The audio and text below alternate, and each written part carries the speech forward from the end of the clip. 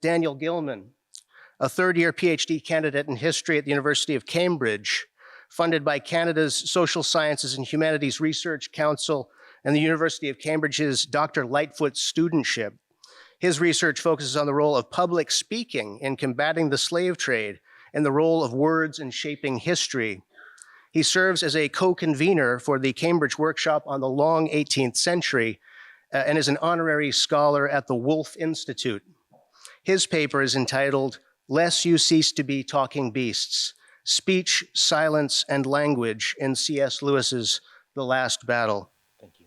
In a moment laden with eschatological significance and profoundly disturbing to readers of the Chronicles of Narnia, Ginger, the confident cat, walks toward the stable, and then quickly things take a turn as the cat screeches and runs out. And what's most disturbing in this scene, for all of us who love the talking animals, isn't the screech of the cat, nor the fear in his eyes, but rather in the fact that the face reveals very quickly that the cat is no longer a talking animal. And this is something that Lewis, in the way that he writes the stories, putting The Magician's Nephew, though published toward the end, it starts at the beginning of Narnia. At the very beginning of Narnia, this is something that Aslan foretells may happen. This talk is called...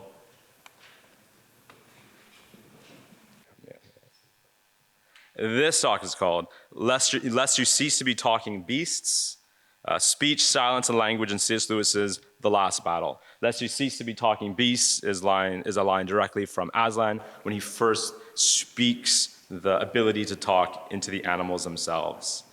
My PhD is exploring the role of public speaking in history, in shaping history, and ending the slave trade. And I've tried for the first time, as I'm still just a new PhD student, I've tried to apply some of the work on examining speech to my favorite books, The Chronicles of Narnia. Trying to understand what is the meaning of speaking animals, of talking animals. Narnia is known by the surrounding lands within the world of Narnia as the land where the animals speak, the land of talking animals, and it's also known by people who aren't that familiar with C.S. Lewis. It's known as the stories of talking animals. So what is the significance? The first is that honest speech builds friendships. And you see that in The Last Battle, in the very opening chapter, right away, two themes are evident. One is the theme of deceptive speech, of speech that erodes trust. As the ape shift, using the deceptive language of friendship, manipulates, exploits, abuses the donkey, a puzzle. And so you see that theme, the abuse of speech. But you also see the erosion of friendship. And again, it's that the ape is using the language of friendship to actually undermine their friendship and turn it into an objectifying relationship. And this continues as that first chapter unfolds. The ape refers to himself as apes have weak chests, which for everyone who knows the abolition of man, it instantly alerts you to the concepts of men without chests. And then as he continues to use the donkey, he deceives the donkey into going on an errand for him. And then the ape is showing the lion's skin to make it, to be able to clothe the donkey in a reversal of the divine clothing humanity after the fall in a perverse way. And as he's sewing the clothing together, the skin together, he keeps furtively looking up at the sky as the birds fly above. He's afraid of being seen and being known. And you can see the way that, I've put it in the positive, honest speech builds friendships. But another way of seeing this is that deceptive speech erodes friendship.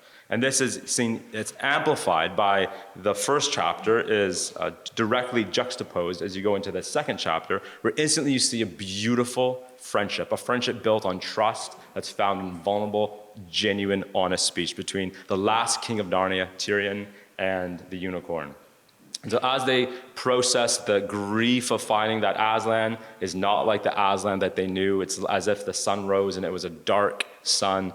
They use various analogies that are very vulnerable. And then after they betray their own values and try and defend a talking horse, but they commit murder, they then speak so honestly about the wrong they've committed, and together as such intimate friends walk to turn themselves in.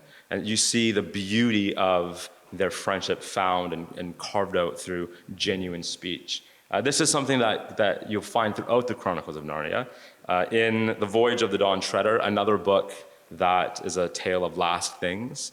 I think a number of us, when we heard that the symposium was on last things, went go to the last battle, but The Voyage of the Dawn Treader is also such a story of last things.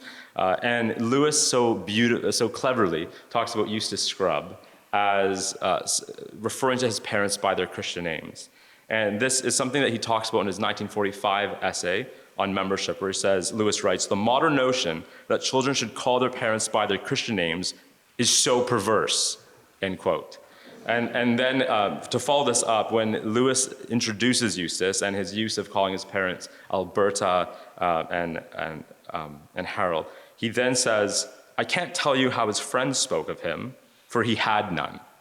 So right away you see that in his stripping words of the relational aspect, he erodes his ability to have friends. And then he throws in this line about his being a Republican, and I think that shows, and I agree with Lewis as a Canadian, I agree that in his perversion of language, he has broken his relationship to the crown and to the community. But for any Republicans, any Americans among us, we'll just quickly move on.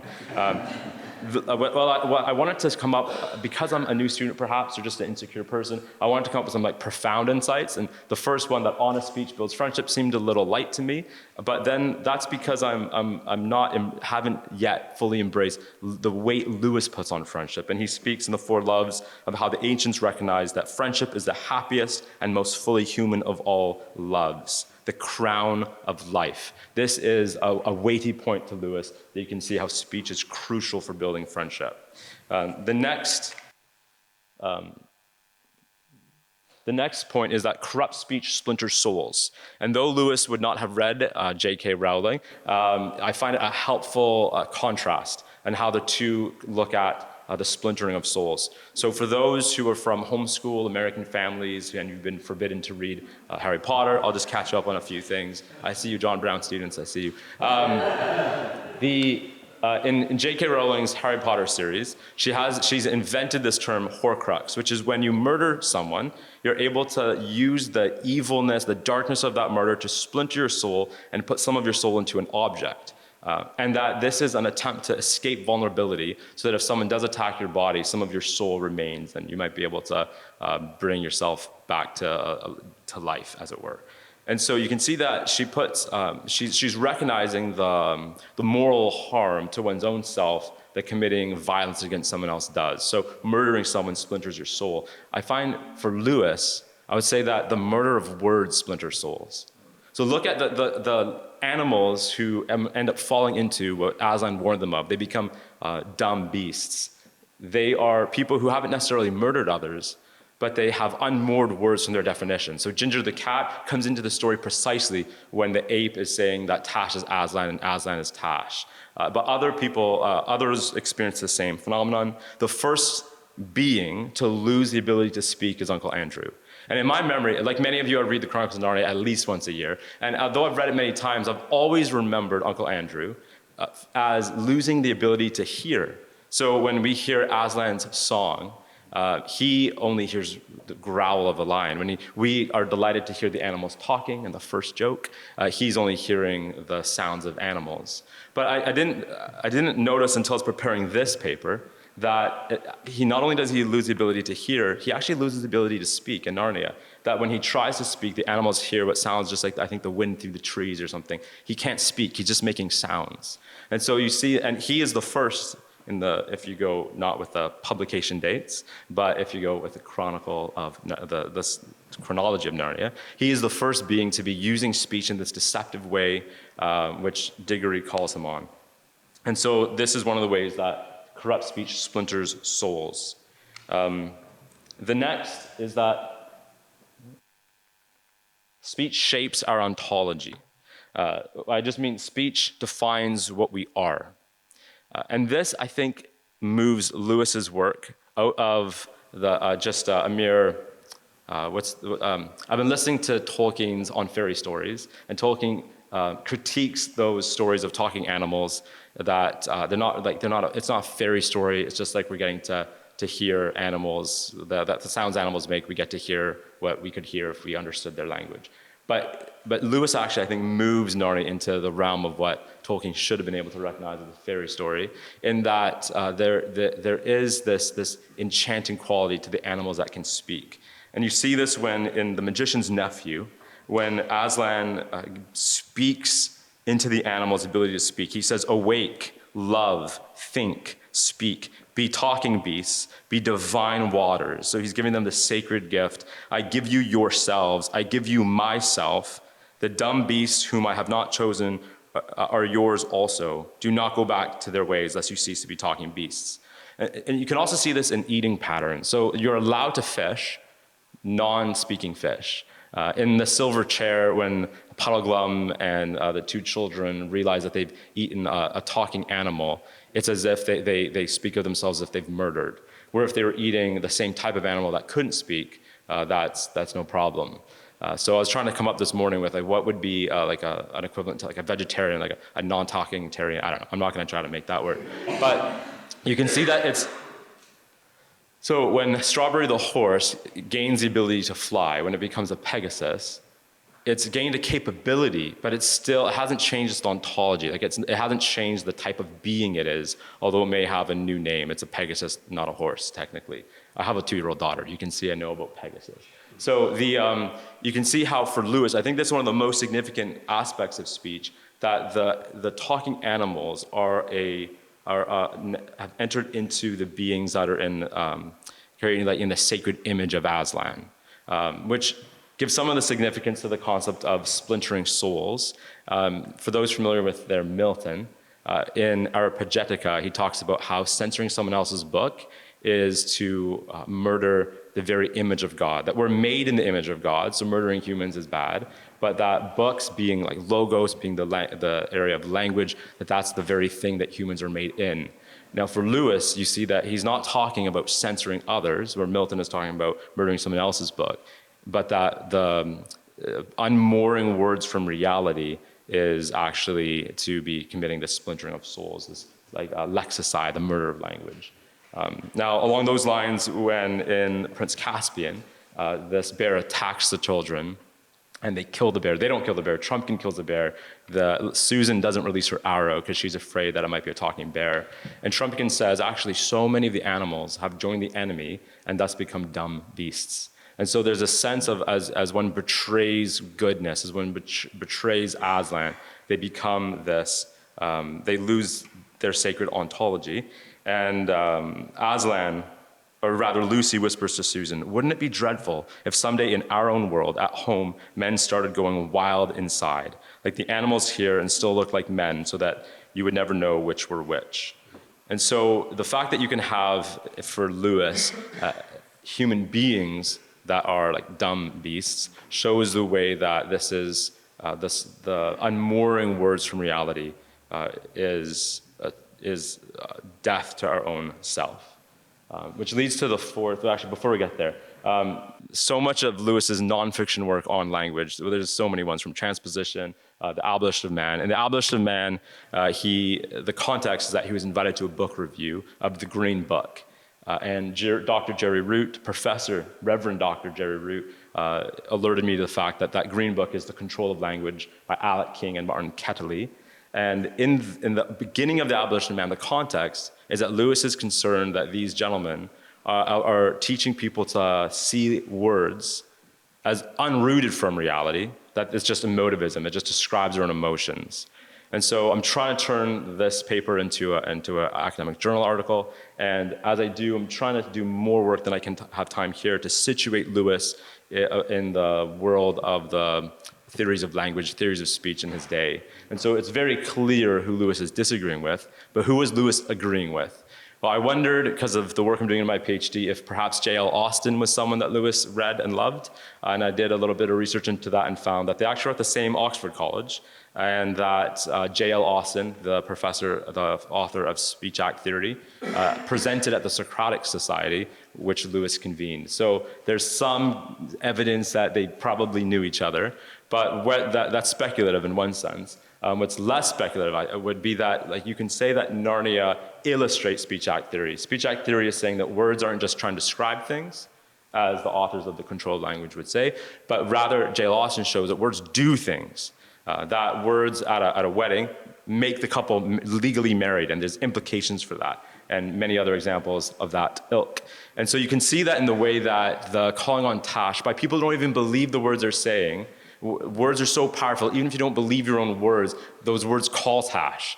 That when King Tyrion in the last battle calls the children, they come. And so you can see, I think, whether or not Lewis ever read How to Do Things with Words by J.L. Austin, you can see that he has this view that I think resonates with speech-act theory, a high view of words. However, as I was working on this, I thought, you know what, I don't think that Lewis would be that pleased or even that interested on which contemporaries he agreed with. I think he would have been much happier to be known as resonating with Augustine and Plato, that you have to go to them to find their views of words. And so in that respect, the part of what's at stake with how we relate to words is that words are a shadow of the Word, Aslan, Christ Jesus, which leads to the fourth and final point. In The Magician's Nephew, Jadis the witch speaks this deplorable word that destroys her cosmos. And Aslan, toward the end of the book, says to Polly, "It is not certain that some wicked one of your race will not find out a secret as evil as a deplorable word and use it to destroy all living things." Now, because Lewis is writing just after World War II, and he's writing this in 1955 during the Cold War, I think many would assume that he's talking about the destructive power of technology. Perhaps like Tolkien, such a Luddite, he's talking about the atomic bomb and all of this. I think that Lewis is speaking about a deplorable words, about the use of language to destroy. For Lewis understood that the development of the nuclear bomb was something that scientists had used words with as they worked together to make it.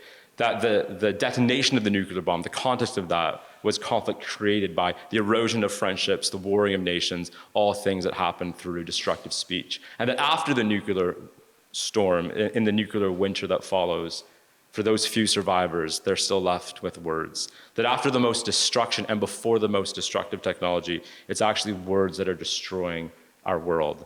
And not only is it destroying a world, but who among us in some capacity hasn't received hurtful words by people we've trusted, haven't ourselves hurt people through our words? And in that respect, if we've committed lexicide, that we all are guilty of abusing language, that's a shadow of committing logocide, that we're sharing in the murder of the Word, Jesus Christ. But to all of us who have felt the sting of destructive words, which is all of us, Lewis may say, along with Aslan, "Courage, dear heart." And that is that in the Voyage of the Dawn Treader, the stone knife that Jadis used to murder Aslan seems to me to be held in almost a position of honor as it's at Aslan's table. And Lewis understood that through the story of the Bible, that the cross, the very device that murders the Word, is the vehicle through which God brings redemption and restoration, restores glory. Glory, as you just heard, defined by Lewis as being delighted in by our Father, being known and delighted in by Him. Glory being the thing we're all longing for. And so in that respect, even as we see that the deplorable word, that words have tremendous destructive power, we also see the way that Aslan is able to use his words to bring restoration, to bring about these beings created in his image, to know that they're delighted in by him. And you see that in the interaction in Aslan's country between Aslan and the donkey, that Aslan speaks to him, both convicting him but also restoring his dignity, that he restores that sense from the donkey that Aslan delights in him. And so in that respect, speech can restore shattered glory. We shouldn't take it for granted that in Aslan's country, they're still using speech, because he could have written it as a story where everyone just kind of becomes one with Aslan and is lost in beautiful light.